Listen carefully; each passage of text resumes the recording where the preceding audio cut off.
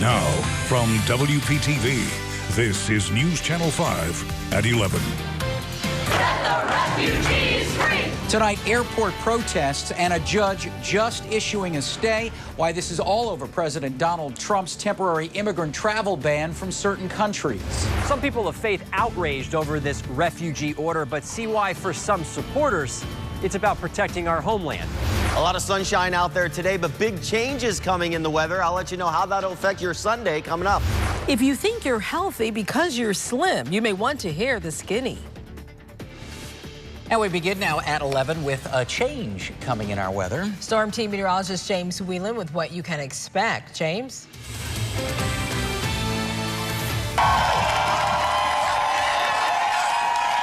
Now to breaking news. As you can hear, chairs outside the courthouse after a federal judge in New York issues an emergency order temporarily barring the U.S. from deporting people from nations subject to President Donald Trump's travel ban. Now, cheers broke out in a crowd of demonstrators outside a Brooklyn courthouse when the decision was made. U.S. District Judge Ann Donnelly, who was nominated to the court by former President Barack Obama, issued the order after lawyers for the American Civil Liberties Union filed a court petition on behalf of people from those 7 predominantly Muslim nations detained at airports across the country. President Trump's order prompting protests again around the country this evening. In New York City, protesters turning out at JFK Airport in the wake of those executive orders to temporarily ban refugees from entering the U.S. Hundreds of protesters also gathering at Denver International Airport. Now, the demonstration happening at the main terminal. Similar protests taking place out on the West Coast. This one was at San Francisco International Airport. Now, President Donald Trump's executive order, enacted with the stroke of a pen yesterday, is at the center of this issue. To recap, the order suspended entry of all refugees to the United States for 120 days, barred Syrian refugees indefinitely, and blocked entry into the U.S. for 90 days for citizens of 7 predominantly Muslim countries. They are Iran, Iraq, Libya, Somalia, Sudan, Syria, and Yemen. The Department of Homeland Security said that the executive order also barred green card holders from those countries from re-entering the U.S. Now, White House officials said the green card holders from those 7 affected countries who are outside the U.S. would need a case-by-case waiver in order to return to the U.S. From WPTV, this is News Channel 5 at 11. Martin County detectives say they shot this man when he put their safety on the line. Why Horace Brown claims he thought he was the one in danger. He's used to recovering fumbles. Why a local NFL player is now trying to recover 2 stolen Super Bowl tickets last seen at this FedEx. Preparing you tonight for the cold on the way, when you'll need an extra layer at least. The news at 11 starts right now. New at 11, tickets to Super Bowl 51 among the hottest items around, and these 2 were swiped in what some are describing as a crime of opportunity. News since 6 o'clock, the Miami-Dade mayor says his county is ordering jails to comply with federal immigration authorities. Mayor Carlos Jimenez effectively ending Miami-Dade's status as a, quote, immigrant sanctuary following President Trump's executive order signed yesterday to cut federal funds to cities that don't work with federal immigration authorities. Mayor Jimenez instructing the county's corrections department to hold undocumented migrants detained by police and turn them over to the Department of Homeland Security when requested. Now, meanwhile, the Port of Palm Beach and Port Everglades announced today they will not sign an agreement to trade with Cuba. This comes one day after Governor Scott threatened to cut off the port's state funding if they signed the pact. Port Everglades could lose upwards of $94 million in state funding if it goes against the governor's wishes. Kelly? All right, trending now. Do you need some good news today? You want to look at something really cute? Well, zoos and aquariums nationwide are taking part in a friendly Twitter competition by posting pictures of their cute zoo animals. And now Zoo Miami has decided to jump in and take part in this. If you look at some of these pictures, oh my gosh, look at that thing. This is adorable. It was started actually by the Smithsonian's National Zoo. It posted this picture on Twitter of this white fluffy baby gray seal. Isn't it so cute? Born at the zoo, and there's so many more. We could sit here and go for hours. They are just adorable when you look at all of these. So just head on to Twitter if you're a Twitter person, and you'll see some really cute faces. Steve? You're cute, too. From WPTV, this is News Channel 5 at 11.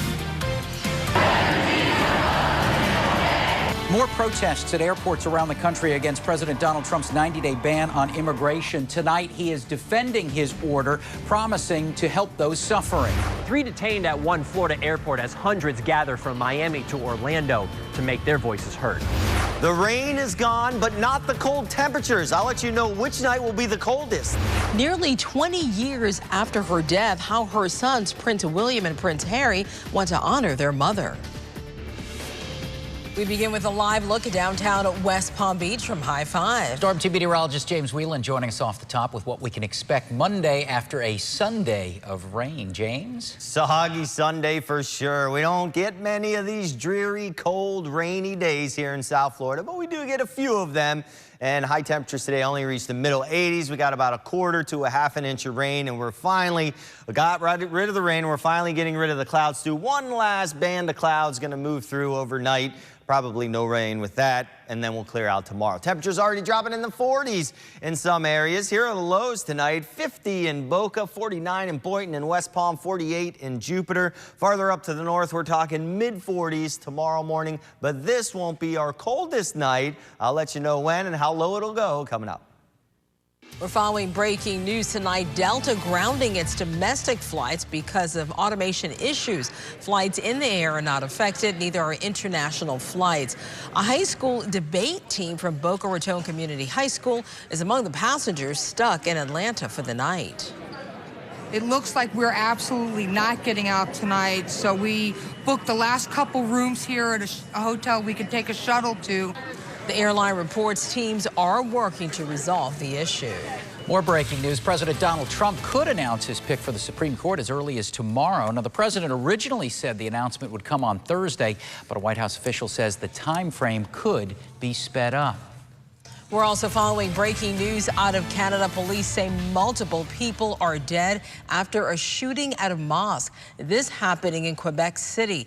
Police not saying how many were killed. 2 suspects, though, are in custody. No motive has been confirmed. Protesters gather in Boston and around the country for a second day today in response to President Trump's temporary ban on travelers from 7 mostly Muslim nations. Now, this is the scene in New York. Thousands of demonstrators gathering within sight of the Statue of Liberty. Here in Florida, big crowd gathering at Orlando International Airport to protest. An Iranian and 2 Syrians stopped by customs officers after arriving there were released this evening after being held for roughly 7 hours. President Trump says his policy is similar to what President Barack Obama did in 2011 when he banned visas for Iraqi refugees for 6 months. And he says this is not about religion. It's about keeping our country safe. Jennifer Johnson has a story. Protests at airports around the country, from Hartford to Orlando, Dallas to Los Angeles. A sobbing father, an American citizen, trying to bring his child back home. And I have another daughter in Lebanon stuck there with 4 children. They cannot get here. Thousands voicing their concerns in New York City and outside the White House. Anger over President Trump's executive order imposing a 90-day ban on immigration from 7 predominantly Muslim countries, not Saudi Arabia, whose leader the president spoke to Sunday. The order also suspends the U.S. refugee program for 120 days, indefinitely for Syrian refugees. It's not a Muslim ban, but we were totally prepared. It's working out very nicely. Democratic lawmakers are furious, saying this will inspire radicals already here. This order makes lone wolves more likely, not less. The White House says less than 1% of over 325,000 international travelers were detained Saturday. If they're folks that shouldn't be in this country, they're going to be detained. And so apologize for nothing here. Federal courts this weekend issued temporary emergency stays to hold off enforcement of the order and to prevent deportation of specific travelers. But the White House says those rulings have no effect on the president's action, which has caused so much uproar. Jennifer Johnson, NBC News, Washington. President Donald Trump says he'll find other ways to help those suffering from Syria's civil war. The president saying America is a proud nation of immigrants. Now, he went on to say the country will continue to show compassion to those fleeing oppression, but while protecting our own citizens and border. Now, hundreds of people gathering at airports across South Florida, including Miami and West Palm Beach. News Channel 5's Alex Hagan is live at Palm Beach International Airport with the concerns protesters there have. Alex. John and Tanya, more than 200 people gathered here at the baggage claim area peacefully protesting. Now, this was a very diverse crowd here this evening. They say they're not happy, they're angry, they're frustrated with the president's orders on immigration. This is a country of love, not hate, country of freedom, makes America great, and we stand for that. Everyone's standing here outside the baggage claim at PBIA. We're standing together. Believe President Trump's order goes against that message. It's heartbreaking and it's unacceptable. A diverse group came together as one, holding signs, yelling slogans, standing in solidarity for the Muslim community, and many sharing their stories on where the outrage comes from. Afifa Khalik from Pakistan worries the ban will spread to her native country. Immigration lawyers are telling them is not to go back to Pakistan because they may not never be able to come back here. Lisa Tilson used to welcome immigrants into her home. It just, broke my heart today to watch TV and see Syrian children being turned away. And Melissa Mesa from Colombia recently became a U.S. citizen. And if this would have been happening 15 years ago when I first came, I hope that somebody would have, fought for me. So I'm here fighting for them. This won't be the last time these people fight, telling me they will continue to make their voices heard and say they will continue to fight for who we are as a country. This is important because it holds people accountable. I think everybody is watching. Everybody is watching. Now, the Department of Airports granting organizers permission to hold this protest here this evening. Also, PBSO here making sure everything is okay. No issues reported. Live in West Palm Beach, Alex Hagan, WPTV, News Channel 5. We have new reaction tonight from a local Muslim leader. Now, he supports the emergency order blocking parts of the travel ban and is cautiously optimistic. But the spiritual leader at the Muslim community of Palm Beach County said he's still concerned with what the president's long-term plans might include. It doesn't really reflect any change in the actual policy of the administration. But temporarily, we feel the relief and the sympathies to those people who are actually affected immediately by this. Ishmael says he will participate in interfaith discussions to educate the public. U.S. Senator Bill Nelson commenting on the president's executive order. The senator saying, quote, "We have to do everything we can to protect ourselves from those who want to do us harm, but a hastily issued policy that bans everyone from one of these 7 countries from entering the U.S., including the Iraqi interpreters who served alongside our troops in Iraq, is not the answer." Florida Republican U.S. Senator Marco Rubio trying to reassure migrant advocate groups this weekend over the president's order. Senator Rubio met with citrus growers and migrant advocates. He says he believes that the priority is always going to be focused on people who are a danger to the U.S. Stay with News Channel 5 on air and online for continuing coverage on the aftermath of President Trump's executive order on immigration. On our news app, you'll also find all the latest breaking news and developments. And an update now to the breaking news out of Canada. Police now say 5 people are dead after a shooting at a mosque. This happening in Quebec City. 2 suspects are in custody. No motive has been confirmed. A U.S. service member was killed, 3 others hurt during a raid in Yemen targeting an al-Qaeda affiliate. President Trump saying, quote, "Brave U.S. forces were instrumental in killing an estimated 14 militants and capturing important intelligence."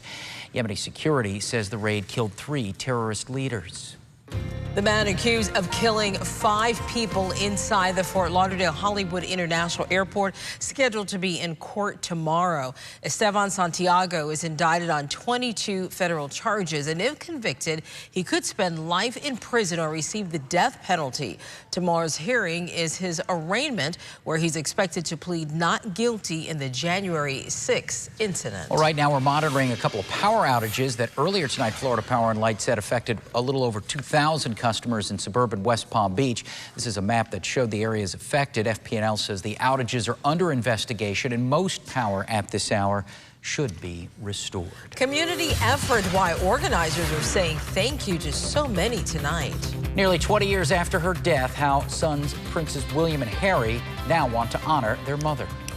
She's our fur baby, and we love her so very much. Divorce is difficult for everyone involved, but what happens to the couple's furry friends? You're watching News Channel 5 at WPTV. It's local coverage you can count on.